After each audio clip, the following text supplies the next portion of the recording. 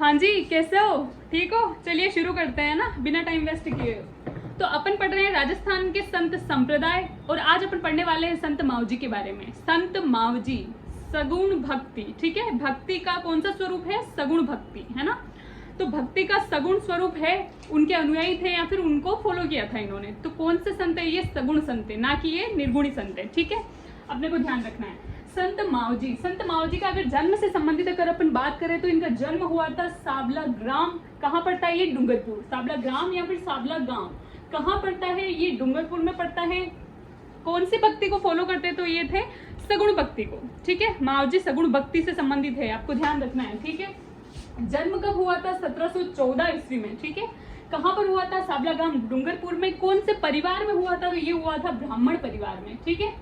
संत मावजी जो थे वो कौन से ब्राह्मण परिवार में पैदा हुए थे, है ना। तो ये जन्म से ही ब्राह्मण थे। बताओ मुझे, जाम्बोजी कौन से पवार परिवार में, राजपूत परिवार में पैदा हुए थे? जसनाथ जी कौन से जानी जाट परिवार में पैदा हुए थे? दादू जी कौन से परिवार में पैदा हुए थे? आप मुझे बताओ, है ना। मैंने आपको बताया था कि उनका जो पालन पोषण किया गया था वो किसने किया था? लोधीराम ब्राह्मण ने किया था, ठीक है। अपन पढ़ रहे हैं। और चरणदास जी का बताओ मुझे, चरणदास जी कौन से परिवार में पैदा हुए थे? और आज अपन पढ़ रहे हैं कौन से? संत मावजी, जो कि ये ब्राह्मण परिवार में पैदा हुए थे। इनके पिता का नाम था जो वो था दालरुम सिंह, ठीक है। कौन क्या था? दालरुम सिंह। कहीं कहीं आपको देखने को मिलता है दालम ऋषि, ठीक है, ठीक है। टाइप करने का माजरा है, सब कुछ भी हो सकता है ना। तो दालम ऋषि भी अगर, या फिर दालव ऋषि कुछ भी मिलता है, या फिर दालरुम सिंह, ठीक है, ऋषि। तो ये तीनों एक ही है, ठीक है। ये तो तीनों ही भिन्न भिन्न प्रकार के नाम देखने को आपको मिल सकते हैं। इनकी माता का क्या नाम था? तो वो था केशरबाई, ठीक है, या फिर केसरबाई। कहीं पे भी केसर भी मिलता है या फिर केशरबाई, ठीक है। आपको ध्यान रखना है। 1714 ईस्वी में सावला ग्राम डूंगरपुर में जन्म होता है। माता थी इनकी केशरबाई। ब्राह्मण परिवार में जन्म हुआ था। पिता थे इनके दालरुम सिंह, ठीक है। ग्रह त्याग किया था इन्होंने 1726 ईस्वी में। ऐसा माना जाता है कि इन्होंने मात्र 12 वर्ष की उम्र में ग्रह त्याग कर लिया था। 12 वर्ष की उम्र, सोचो आप, 12 वर्ष की उम्र में, मतलब अपन अगर सड़क पर रास्ते में चल रहे हैं और किसी को कुल्फी खाते हुए भी देख ले ना, तो आकर्षण के सिद्धांत के अनुसार अपन क्या खुद पे कंट्रोल नहीं कर पाते हैं, चाहे व्रत हो चाहे कुछ भी है। भाई मेरे को तो कुल्फी खानी है, मतलब तीव्र इच्छाएं चेंज हो जाती है। अपना मतलब 12 वर्ष की उम्र में इच्छाओं पे नियंत्रण नहीं होता है। और इन्होंने क्या कर दिया था? ग्रह त्याग। किसके लिए? ध्यान की प्राप्ति के लिए। भाई साहब देखो लेवल, है ना, मैच्योरिटी कितनी जल्दी आ गई है ना। तो 1726 ईस्वी या फिर 12 वर्ष की उम्र में, कभी क्वेश्चन आ जाए कि कितने वर्ष की उम्र में, तो मात्र 12 वर्ष की उम्र में इन्होंने ग्रह त्याग कर लिया था। कब? लगभग 1726 ईस्वी में, ठीक है। और इन्होंने तपस्या करनी स्टार्ट कर दी थी। तपस्या किसके? ज्ञान की प्राप्ति के लिए, ठीक है। भाई ज्ञान की प्राप्ति के लिए एकांत चाहिए ना। तपस्या एकमात्र स्वरूप है, ठीक है। या फिर आप दूर पहाड़ों में चले जाओ तो उसको क्या बोलते? तपस्या ही तो बोलेंगे ना भाई। आप एकांत जीवन जी रहे हो, है ना, मतलब आप तपस्वी बन गए हो, ठीक है। तो इन्होंने तपस्या करी थी। कहाँ पर करी थी? त्रिवेणी संगम। त्रिवेणी संगम कौन कौन सी नदियों का संगम है? तो वो है सोम, माही और जाखम, ठीक है। सोम, माही, जाखम नदियों का संगम है। कौन सा? उसे क्या कहते हैं? त्रिवेणी संगम, ठीक है। तो त्रिवेणी संगम पर इन्होंने तपस्या करनी स्टार्ट कर दी थी, ठीक है। नदी के किनारे, है ना, नदियों के संगम के किनारे, ठीक है। और इन्हें ज्ञान की प्राप्ति हुई थी। कब हुई थी? लगभग 1784। विक्रम संवत दे रखा है इधर, देखो आप, विक्रम संवत दे रखा है ना। ईस्वी में बदलो, कितने? 57 वर्ष घटाने हैं, जोड़ लो अब आप, कितने? लगभग 2-1 साल, है ना, 1.5-2 साल। तो इनको मतलब ज्ञान की प्राप्ति हो गई थी इतने से टाइम में। अब देखो, गौतम बुद्ध को क्या बोले, बुद्ध को ज्ञान की प्राप्ति करने में कितने वर्ष लग गए थे? जसनाथ जी और जाम्बो जी के बारे में अपन ने पढ़ा है, कितने इनसे थोड़ा सा अधिक टाइम लगा। माओ जी को काफी कम टाइम में ज्ञान की प्राप्ति हो गई थी। तो इससे क्या सीखने को मिल रहा है ना भाई? सब ने मेहनत तो करी होगी, इनके भाई अकॉर्डिंग इन्होंने 100% तो दिया होगा, है ना। सबने एकांत में गए हैं, ग्रह त्याग किया है, जो जो सेक्रीफाइसेस, डेडिकेशन देना पड़ता है, सब कुछ किया था। लेकिन सबका अलग अलग टाइम था। तो कहने का क्या मतलब है कि अपने को भी अपना लक्ष्य निर्धारित करके कंटिन्यू उसमें मेहनत करनी चाहिए। आएगा टाइम, अलग है भाई। अपने जो साथ वाले हैं वो सक्सेस हो गए, कोई बात नहीं, उनका टाइम आ गया है, अपना भी टाइम आएगा, राइट टाइम, है ना सबका। इनका भी भाई अलग अलग टाइम लगा है। कोई 1 साल में आरएस भर्ती निकाल लेता है, किसी को 7-7 साल लग जाते हैं, है ना, 3-3 अटेम्प्ट दे देते हैं, प्री भी नहीं निकलता। तो वो चीज है ना, तो कोई बात नहीं, टाइम लगता है इन चीजों में, ठीक है। तो चलिए, है ना, सीखना है भाई। एग्जाम्पल कोई किसी चीज का आ रहा है तो अपने पे फॉलो करके उसको हमेशा सीखना चाहिए, है ना। इंसान पे बीते उससे पहले आप भाई आप आसपास के लोगों से सीख कर उसको ले लो, एक्सपीरियंस है ना। तो ज्ञान की प्राप्ति हुई थी इन्हें कब? 1784 विक्रम संवत में, ठीक है। उस दिन वार क्या था? माघ शुक्ल एकादशी, ठीक है। ये तो तिथि थी और वार क्या था? गुरुवार, पवित्र वार है भाई, है ना। गुरुवार को इनको कभी क्वेश्चन ऐसा भी आएगा कि संत मावजी को किस वार को ज्ञान की प्राप्ति हुई थी, तो गुरुवार को। तिथि कौन सी थी? तो माघ शुक्ल एकादशी। माघ महीने में माघ शुक्ल पंचमी को तो क्या पड़ती है? बसंत पंचमी, ठीक है। अपन ने पढ़ा है ना त्योहारों में भाई, माघ महीने में तो एक तो गुप्त नवरात्रा शुरू हो जाती है, ठीक है, शुक्ल पक्ष में। और फिर बसंत पंचमी आती है माघ शुक्ल पंचमी को। उसके बाद क्या? माघ शुक्ल एकादशी को क्या हो रहा है? त्योहारों में अपन क्या बोले, अपडेट करके लिख भी सकते हैं कि भाई इस दिन ज्ञान की प्राप्ति हुई थी। किसे हुई थी? संत मावजी को, ठीक है। और फिर क्या हुआ था? माघ शुक्ल एकादशी को इनको ज्ञान की प्राप्ति हो गई थी। और फिर इन्होंने स्थापना कर दी थी किसकी? बेणेश्वर धाम की। बेणेश्वर धाम की स्थापना कर दी थी वहीं पे जहां पर इनको ज्ञान की प्राप्ति हुई थी। अपन क्या बोलते हैं इसको? त्रिवेणी संगम, बेणेश्वर धाम, ठीक है। जगह कौन सी है? नवा टापरा, नवा टापरा, या फिर आप लिख लो डूंगरपुर। बहुत जगह ऐसा दिखने को मिलता है, नवा टापरा भी आता है और ऐसा भी है नवाटापुरा, ठीक है। तो आपको ध्यान रखना है ये चीज, ठीक है। माघ शुक्ल एकादशी बहुत ज्यादा इंपोर्टेंट है, आपको याद रखना है, ठीक है। मेला, बेणेश्वर धाम की स्थापना किसने की थी? संत मावजी ने की थी। किस दिन की थी? किस दिन की थी आप मुझे बताओ, कमेंट में बताओ, मैंने अभी जस्ट बताया। तो फिर इस दिन मेला कब लगता है ये बताओ। इनको ज्ञान की प्राप्ति तो हुई थी माघ शुक्ल एकादशी के दिन, फिर इन्होंने कार्तिक माघ पूर्णिमा के दिन स्थापना कर दी थी। किसकी स्थापना कर दी थी? बेणेश्वर धाम की, ठीक है। बेणेश्वर धाम कहाँ पर? वही त्रिवेणी संगम, नवाटापुरा, डूंगरपुर, ठीक है। तो मेला भी कब लगता है? कब लगता है? माघ पूर्णिमा को। माघ पूर्णिमा को किसका मेला लगता है? बेणेश्वर धाम में मेला लगता है ना, संत मावजी से संबंधित है वो। अब मुझे आप ये बताओ, कार्तिक पूर्णिमा को अपन ने 4 मेले पढ़े हैं, ठीक है। और 4 पूर्णिमाएं भी बताई थी मैंने आपको कि एक है शरद पूर्णिमा, गुरु पूर्णिमा, है ना, व्यास पूर्णिमा, और बहुत सारी जो इम्पोर्टेंट है ना, पूर्णिमा जो इम्पोर्टेंट है वो कौन कौन सी है। और कार्तिक पूर्णिमा को 4 मेले भी बताए थे मैंने, कौन कौन से मेले हैं और कब कब भरते हैं और कौन कौन से धर्म के मिश्रित रूप से या फिर संयुक्त रूप से वो मेले हैं। बताओ मुझे आप कमेंट में, पढ़ा है अपन ने अच्छे से, ठीक है। इसके बाद हाँ, बेणेश्वर धाम की स्थापना किसने करी थी? संत मावजी ने, ठीक है। आपको ये ध्यान रखना है कब करी थी? माघ पूर्णिमा को, इसलिए मेला कब लगता है? माघ पूर्णिमा को। कहाँ लगता है? नवाटापरा, डूंगरपुर में। निष्कलंकी संप्रदाय की शुरुआत करी थी संत मावजी। किससे संबंधित है? निष्कलंकी संप्रदाय। ऐसे क्वेश्चन आ जाता है कि निष्कलंकी संप्रदाय की शुरुआत किसने करी थी, या फिर निष्कलंकी संप्रदाय से कौन से संत है जो संबंधित हैं, ठीक है।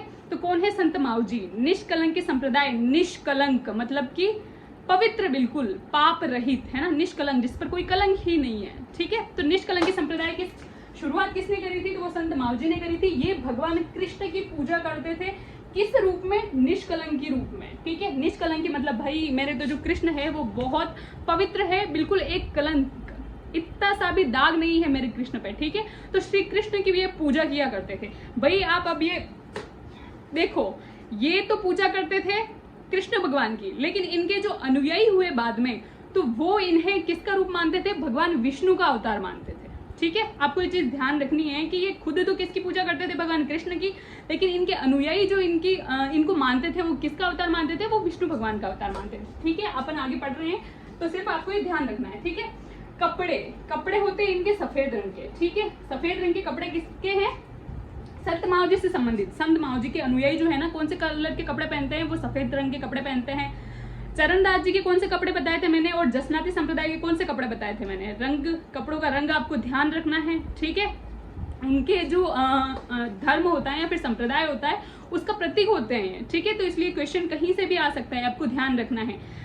जाम्बोजी के बारे में मैंने आपको पढ़ाया था, मतलब अपन ने पढ़ा था कि नीले कलर के जो वस्त्र है वो नहीं पहनते, अवॉइड करते हैं ना, कि नहीं पहनना है। क्यों? क्योंकि वैज्ञानिक कारण था कि भाई गर्मी बहुत पड़ती है और प्रकाश का ऑब्जर्वेशन करते हैं वो, है ना, इसलिए गर्मी ज्यादा लगेगी। तो इनडायरेक्टली उन्होंने क्या बोला था कि सफेद कपड़े पहनने हैं। याद रखो, प्रत्यक्ष रूप से, डायरेक्ट रूप से तो कौन कह रहे हैं? किसके कपड़े हैं सफेद रंग के? संत मावजी, है ना, निष्कलंकी संप्रदाय के। लेकिन जाम्बो जी ने भी इनडायरेक्टली तौर पे क्या कहा था कि सफेद कपड़े पहनो, क्यों? ताकि गर्मी नहीं लगेगी आपको, है ना, साफ और स्वच्छ रहोगे आप। भाई सफ़ेद कपड़ा अगर हल्का सा भी, थोड़ी सी भी गंदगी होती है तो भाई जल्दी लगता है ना दाग, तो अपने को पता चल जाता है कि भाई अपने को नहाना है, अब कपड़े गंदे हो चुके हैं ना, कितने दिन हो गए, अब नहाना है, ठीक है, वो वाला सीन है। बाकी तो भाई ब्लैक कलर के कौन से कपड़े पहन लो, है ना, 4-4 दिन लोग निकाल लेते हैं कि भाई गंदा नहीं हुआ, दिखता नहीं है, इसीलिए तो अपन सफ़ेद कलर के कपड़े नहीं लेते हैं ना।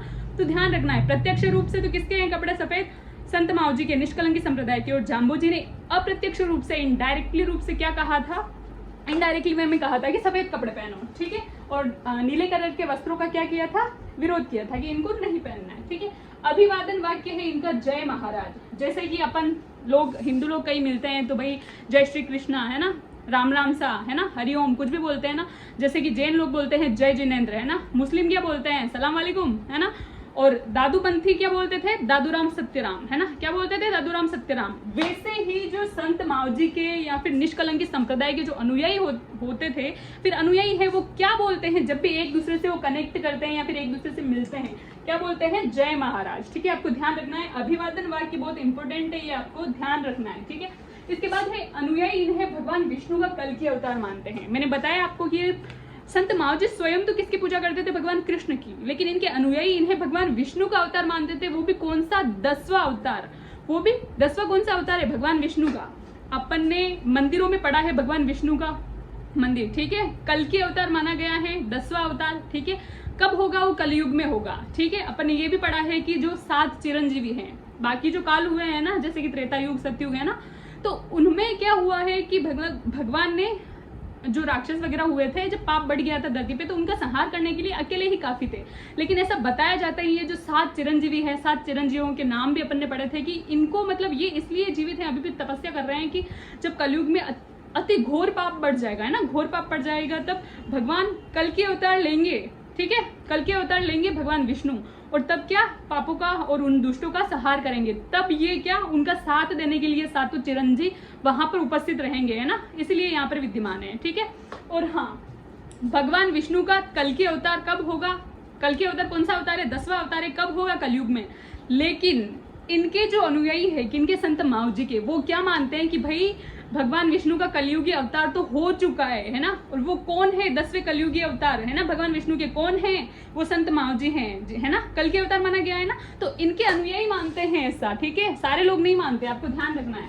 मुख्य केंद्र है इनका साबलाग्राम डूंगरपुर में, ठीक है, मुख्य केंद्र, इनका जन्म हुआ था साबलाग्राम डूंगरपुर में, तो इनका मुख्य केंद्र भी कहाँ है, साबलाग्राम डूंगरपुर में, ठीक है। यहाँ पर संत मावजी की चतुर्भुजी प्रतिमा है, ठीक है, चतुर्भुजी मतलब 4 हाथों वाली, ठीक है, चतुर्भुजी मतलब 4 हाथों वाली, ठीक है, और घोड़े पर सवार हैं। इसका मतलब इनडायरेक्टली तौर पे अपन ऐसे समझ सकते हैं कि भाई इनका जो वाहन है ना, वो क्या है, घोड़ा। तो इनका जो अगर प्रतिमा से संबंधित बात करें, जो कि साबलाग्राम डूंगरपुर में स्थापित की गई है, तो प्रतिमा कौन सी है, चतुर्भुजी प्रतिमा है, घोड़े पर सवार है संत मावजी, चतुर्भुजी प्रतिमा है, एक 4 हाथों में अलग अलग शस्त्र ले रखे इन्होंने, ठीक है। अस्त्र और शस्त्र में क्या फर्क है, आप मुझे बताओ। अस्त्र जो फेंक कर चलाए जाते हैं ना, शस्त्र जो हाथ में रखकर चलाए जाते हैं, ठीक है। 4 शस्त्र हैं इनके पास, है ना, एक तो चक्र, एक शंख, है ना, चक्र, शंख, शस्त्र नहीं बोल सकते शंख को, है ना, लेकिन समझने के तौर पे इनके 4 हाथों में क्या है, एक हाथ में तो है चक्र, एक हाथ में है शंख, एक हाथ में है गदा, गदा मतलब अपन बोलते हैं ना भाई गोटा, है ना, गोटा है, और एक हाथ में है पद्म, जिसे आप समझ सकते हैं कि भाला, है ना, भाला रूपी। तो पद्म, ये चारों ही हाथों में इनके ये चारों ही चीजें हैं, है ना, ये चारों ही चीजें लिए हुए घोड़े पर सवार है कौन, संत मावजी। चतुर्भुजी प्रतिमा है कहाँ पर है, साबलाग्राम डूंगरपुर में। इनके अगर अन्य केंद्रों से संबंधित अगर अपन बात करें, सबसे पहले यहाँ पर एक बात बताऊं मैं आपको कि साबलाग्राम डूंगरपुर में संत मावजी की चतुर्भुजी जो प्रतिमा है, इसकी स्थापना किसने करवाई, या फिर ऐसे बोल दो कि इनका मंदिर का निर्माण किसने करवाया, ठीक है। मंदिर का निर्माण किसने करवाया था, वो करवाया था जनक कुवरी ने, ठीक है, जनक कुवरी। ये कौन थी भाई, तो ये इन्हीं के संप्रदाय में, संत मावजी के संप्रदाय मतलब निष्कलंकी संप्रदाय में आगे जाकर एक महिला हुई थी, उसका नाम क्या था, जनक कुवरी। उसने इस मंदिर का निर्माण करवाया था, है ना, साबलाग्राम डूंगरपुर में जो मुख्य केंद्र है, इनका मुख्य मंदिर है, उसका निर्माण करवाया था, ठीक है, जो कि कौन सी, चतुर्भुजी प्रतिमा स्थापित है और घोड़े पर सवार है संत मावजी, ठीक है। इसी जनक कुवरी में बाद में जाके विष्णु मंदिर का भी निर्माण करवाया था, ठीक है, यहीं पर इसी गांव में, इसी जनक कुवरी में बाद में जाके विष्णु मंदिर का निर्माण भी करवाया था इसी गांव में, ठीक है। विष्णु मंदिर वही बता रही हूँ मैं आपको कि इनके जो अनुयायी हैं विष्णु का अवतार मानते हैं भगवान इनको, संत माओ जी को, ठीक है। तो इसलिए आपको ध्यान रखना है विष्णु मंदिर का निर्माण करवाया था। बाद में जाके संत माओ जी के शिष्य हुए थे 2, है ना। इनके नाम है अजय और वजय। क्या है? अजय और वजय, ठीक है। अजय और वजय 2 इनके शिष्य हुए थे। तो इन्होंने बाद में जाके लक्ष्मी नारायण मंदिर की स्थापना करवाई थी, है ना, या फिर लक्ष्मी नारायण मंदिर का निर्माण करवाया था। लक्ष्मी नारायण वही कि भगवान विष्णु का पर्यायवाची तो है ना, लक्ष्मी, लक्ष्मीपति बोल सकते हैं। विष्णु भगवान की भाई पत्नी कौन है? लक्ष्मी, है ना। वो पानी में सांप के साथ बैठे रहते हैं ना लक्ष्मी मैया के साथ, वही। तो फिर किसका पर्यायवाची है? विष्णु भगवान का पर्यायवाची है, ठीक है। तो लक्ष्मी मंदिर का निर्माण किसने करवाया था? अजय वजय, जो कि किसके शिष्य थे? संत माओ जी के, ठीक है। अन्य केंद्रों से अगर संबंधित अपन बात करें तो और है पुंजपुर। पुंजपुर पड़ता है डूंगरपुर में, साइड में लिख लेना भाई, आपको याद नहीं रहेगा। दाला वाला भी पड़ता है डूंगरपुर में, ठीक है। पुंजपुर, डूंगरपुर, शेषपुर, शेषपुर पड़ता है उदयपुर में, ठीक है। पालोदा पड़ता है बांसवाड़ा। तो इन जगहों पे भी अन्य केंद्र हैं या फिर अन्य मंदिर बने हुए हैं किनके? संत माओ जी के। इंपॉर्टेंट है शेषपुर, ठीक है। शेषपुर कहाँ पर है? उदयपुर में है, साइड में लिख लेना प्लीज, मेरे पास जगह नहीं है इसलिए उदयपुर में है। और इसके विशेष में इसके बारे में ये विशेषता है कि यहाँ पर समाधि ली गई थी। किनके द्वारा समाधि ली गई थी? संत माओ जी ने, ठीक है। संत माओ जी के द्वारा समाधि ली गई थी यहाँ पर शेषपुर उदयपुर में। भाई अब आप सोच रहे होंगे कि जन्म तो इनका भाई साबला ग्राम डूंगरपुर में हो रहा है, मंदिर भी इधर है ना, और समाधि इधर ले रहे हैं शेषपुर उदयपुर में। भाई क्या संबंध है? थोड़ा बहुत है ना, तो मैं आपको बताती हूँ। संत माओ जी जो थे ये भक्ति तो करते ही थे, है ना, सगुण भक्ति के जो अनुयायी थे, है ना। इसके अलावा ये एक समाज सुधारक भी थे, ठीक है। समाज सुधारक मतलब मैं आपको बताऊं, जो डूंगरपुर में भाई इनका क्षेत्र है, मुख्य मंदिर है ना, मुख्य केंद्र उधर ही है डूंगरपुर। तो मतलब बागड़ क्षेत्र और मेवाड़ क्षेत्र उधर आ गए। कौन सी जनजाति मूल रूप से निवास करती है? तो वो मतलब अधिक मात्रा में वो कौन सी है? भील जनजाति। तो भील जनजाति के उत्थान के लिए या फिर उनमें जो सामाजिक कुरीतियां व्याप्त थी, है ना, उनको कम करने के लिए इन्होंने समाज सुधारक के रूप में भी काम किया था, ठीक है। समाज सुधारक के रूप में भी काम किया था इन्होंने, ठीक है। तो फिर बाद में लसाड़िया आंदोलन भी चलाया गया था। हाँ, एक बात ध्यान रखना आप, लसाड़िया आंदोलन अगर बात आ जाए कि लसाड़िया आंदोलन किस संत से संबंधित है, तो किससे संबंधित है? संत माओ जी से। क्या हुआ था? तो भाई भील जनजाति या फिर ऐसे मान लो भील विशेष के जो जाति के जो लोग थे बागड़ क्षेत्र और खास करके मेवाड़ क्षेत्र में, है ना, तो उनके उत्थान के लिए फिर सामाजिक जागरूकता, है ना, उनकी जो सामाजिक कुरीतियां थी उनको खत्म करने के लिए एक आंदोलन चलाया गया था, लसाड़ी आंदोलन, ठीक है। किससे संबंधित है? संत माओ जी से। अच्छा, एक लसाड़िया पठार भी है, ठीक है। अपन जब जियोग्राफी पढ़ेंगे तब अपन पढ़ेंगे, क्या पढ़ेंगे कि अरावली को, है ना, 3 भागों में अपन अध्ययन करेंगे, ठीक है। उत्तरी अरावली, मध्य अरावली और दक्षिण अरावली। जो दक्षिण अरावली में जो उदयपुर जिला है ना, उदयपुर जिले में जयसमंद झील के लगभग पूर्व में स्थित है कौन सा? लसाड़िया पठार, ठीक है। तो लसाड़िया पठार भी है और लसाड़िया आंदोलन भी है, ठीक है, आपको ध्यान रखना है ना। लसाड़िया पठार कहाँ पर है? जयसमंद झील के पूर्व में। कहाँ पर? उदयपुर में, है ना, दक्षिणी अरावली में पड़ता है। जयसमंद झील से आप मुझे बताओ, जयसमंद झील का निर्माण किसने करवाया था? जय सिंह ने, है ना, महाराणा जय सिंह ने। राजसमंद झील का निर्माण किसने करवाया था? महाराणा राज सिंह ने। महाराणा राज सिंह के पुत्र हैं जय सिंह। एक बार हुआ था यूं कि राज सिंह भाई बिजी थे, राजसमंद झील जब बनवा रहे थे, है ना, तो बहुत बिजी थे। तो जय सिंह उनसे मिलने गए थे, उनके बेटे भाई कम से कम 3 बार मिलने आए होंगे, परमिशन ली होगी भाई, जो भी गेट पे रहते हैं ना, तो भाई हमको भाई मिलना है उनसे। तो इतने बिजी थे राज सिंह की अपने बेटे से मिलने के लिए भी मना कर दिया, है ना, कि भाई अभी झील का काम चल रहा है, मैं नहीं मिल सकता, बहुत बिजी हूँ। तो ऐसा, तो भाई ईगो हर्ट हो गया जय सिंह का। तो जय सिंह ने बोला कि भाई अपने से अपन क्या करेंगे, अपने पापा से भी और खतरनाक वाली झील बनाएंगे, बनाने दो इनको, ठीक है। राज सिंह ने राजसमंद झील बनवाई थी, लगभग 15 वर्ष लगे थे उसको बनने में, लेकिन जय सिंह ने जयसमंद झील बनवाई थी और लगभग 5 वर्षों में बनवा दिया था। और लेकिन राजसमंद झील से जयसमंद झील काफी बड़ी है ना, लगभग एशिया की बहुत बड़ी मीठे पानी की झील है ना, ऐसे बोल सकते हैं अपन। तो सोचो, ईगो मतलब राज सिंह के जो पुत्र थे जय सिंह। हाँ, तो अपन कहाँ चल रहे थे? लसाड़ी आंदोलन, है ना। लसाड़ी आंदोलन का संबंध किससे है? संत माओ जी से, ठीक है। समाज सुधारक, शेषपुर में समाधि इनकी होती है, मैं आपको ये बताऊं। समाज सुधारक का इन्होंने काम किया था, है ना, जो नीची जाति की बोल सकते हैं ना, या फिर भील जनजाति। तो जैसे कि उनका उस टाइम यही चलता था कि जो ऊंची जाति के लोग हैं उनके द्वारा मंदिरों में प्रवेश नहीं करवाने दिया जाता था, किनका? नीचे जाति वालों का। जैसे मान लो कि भील है ना, तो उनका मतलब मंदिरों में जाना, प्रवेश उनका निषेध था कि आप नहीं आ सकते, तुम नीचे जाति के हो, हमारे मंदिरों में नहीं आ सकते आप, ठीक है। जो भी सार्वजनिक स्थल होता था वहां पर भी उनको भाग नहीं लेने दिया जाता था कि भाई आप तो वो छुआछूत वगैरह प्रवृत्ति होती थी। तो संत मावजी ने क्या किया, ये खुद तो ब्राह्मण थे, ये उच्च कुल के थे, लेकिन उनको क्या ऊपर उठाने का प्रयास किया, भाई इनका भी हक है, इनको भी अधिकार है, ये भी मनुष्य है ना। तो उनको फिर उन्होंने भीलों को क्या ये बोला कि भाई आपका अधिकार है, सामाजिक जागरूकता पैदा करने का इन्होंने प्रयास किया था, है ना। तो भाई जो तत्कालीन डूंगरपुर के जो महारावल थे उनको मतलब ये लगा कि ये तो भाई भड़का रहे हैं हमारे खिलाफ, है ना, उच्च कुल वालों के खिलाफ निम्न कुल वाले को ये भड़का रहे हैं। तो फिर उन्होंने क्या किया, इनको जेल में डलवा दिया था, ठीक है, किनको, संत मावजी को। लेकिन बाद में जब जनता ने, ना, जो भील समुदाय के जो लोग थे, जनता ने वापस दोबारा रावल से मांग की थी, महारावल से, कि नहीं ये तो जन के हित में कार्य करते हैं ना, जनता के हित में कार्य करते हैं, जनता के समर्थन के लिए कार्य करते हैं, उनकी भलाई के लिए काम करते हैं। तो ऐसा ऐसा कुछ करके तो फिर ठीक है, महारावल ने इनको छोड़ दिया था। लेकिन बाद में ऐसी शर्त लगाई गई थी कि भाई ये क्या करेंगे, ऐसी ऐसी चीजें बिल्कुल नहीं करेंगे, भाई मैं तो इन चीजों से दूर ही रहूंगा, ये भक्ति वक्ति क्या है, मैं एकांत में भक्ति करूंगा। तो बाद में जाके यहाँ पर इन्होंने भक्ति करी थी, है ना, मतलब तपस्या वो ही मान लो, और फिर बाद में यहीं पे इन्होंने समाधि ले ली। तो इसलिए शेषपुर उदयपुर, क्योंकि ये जेल से छुटने के बाद वापस इधर नहीं गए थे, कहाँ पर, साबला ग्राम डूंगरपुर, है ना, नवाटापुरा, या फिर इधर नहीं गए थे, कहाँ पर चले गए थे, शेषपुर, है ना, इसलिए इधर समाधि है। तो ये कहानी है, इसके पीछे आपको ध्यान रखनी है, ठीक है। बात आए, क्वेश्चन आ जाए, कौन से संत है जो कि संत होने के साथ साथ या फिर भक्ति करने के साथ साथ समाज सुधारक भी थे, कौन है, संत मावजी, ध्यान रखना है आपको, ठीक है, डिटेल में बता रही हूँ, कोई नहीं बताता है, ठीक है। इसके बाद है उपदेश। उपदेश इन्होंने दिए थे वागड़ी भाषा में, ठीक है, डूंगरपुर बांसवाड़ा वागड़ क्षेत्र है, तो वागड़ क्षेत्र में ऑब्वियसली वागड़ी भाषा बोली जाएगी, ठीक है। वागड़ी भाषा में इन्होंने कृष्ण लीला की रचना भी की थी, ठीक है। वागड़ी भाषा में इन्होंने किसकी रचना करी थी, कृष्ण लीला की, ठीक है। कृष्ण लीला मतलब कि भगवान कृष्ण से संबंधित है, भगवान कृष्ण की पूजा करते थे, तो इन्होंने वागड़ी भाषा में कृष्ण लीला की रचना करी थी।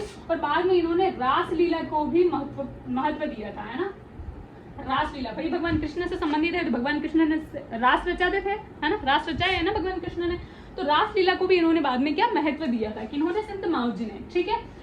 ग्रंथ, अगर संत मावजी के ग्रंथ से अगर संबंधित अपन बात करें, याद रखिए, अगर इनकी शिष्य के बारे में बात की जाए संत मावजी के, मैंने आपको बता चुकी हूँ, एक तो अजय, एक है वजय। इनको अजय वजय ऐसे नहीं लिखना है, ऐसे लिखना है अजय, ठीक है, और वजय। और एक और शिष्या अगर बोल सकते हैं तो वो जनक कुवरी, ठीक है, क्योंकि इन्हीं के निष्कलंकी संप्रदाय में बाद में हुई थी, है ना, जिन्होंने इनके मंदिर का निर्माण करवाया था, तो ये इसको भी अपन शिष्या बोल सकते हैं, ठीक है। ग्रंथ से संबंधित अगर अपन बात करें तो वो है चोपड़ा ग्रंथ, ठीक है। संत मावजी ने चोपड़ा ग्रंथ लिखा है, जो कि वाद विवाद शैली में है। वाद विवाद मतलब जो अपन करते हैं ना, उत्तर प्रति उत्तर, है ना, प्रश्न करते हैं फिर उत्तर करते हैं, भाई सामने वाला कुछ बोल रहा है, वो फिर कुछ बोल रहा है, वाद विवाद प्रतियोगिता भी होती है ना अभी अपने स्कूल वगैरह में, है ना, तो वही चीज। तो वाद विवाद शैली में इन्होंने चोपड़ा ग्रंथ लिखा है, जो कि मात्र साल में एक दिन निकालकर पढ़ा जाता है। कौन से दिन, दीपावली के दिन। दीपावली कब आती है मुझे अभी बताओ, कार्तिक अमावस्या, ठीक है, कब आती है, कार्तिक अमावस्या। तो चोपड़ा जो ग्रंथ है वो सिर्फ दीपावली के दिन निकालकर पढ़ा जाता है। चोपड़ा ग्रंथ में तृतीय विश्व युद्ध की भविष्यवाणी की गई है। कल अपन ने पढ़ा था कि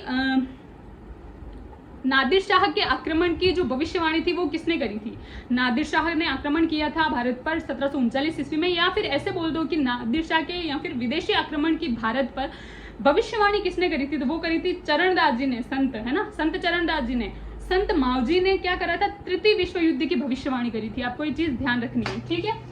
चोपड़ा जो ग्रंथ है ये वाद विवाद शैली में लिखा गया है और इसके 5 भाग हैं, ठीक है। 5 भाग कौन कौन से है, प्रेम सागर, मेघ सागर, शाम सागर, रत्न सागर या अनंत सागर, ठीक है। कौन कौन से, प्रेम सागर, मेघ सागर, शाम सागर, रत्न सागर और अनंत सागर, ये 5 भाग हैं। और इन 5 भागों में लगभग मैं आपको बताऊं कितने छंद लिखे गए हैं वाद विवाद शैली में, कितने छंद है, 72,96,000।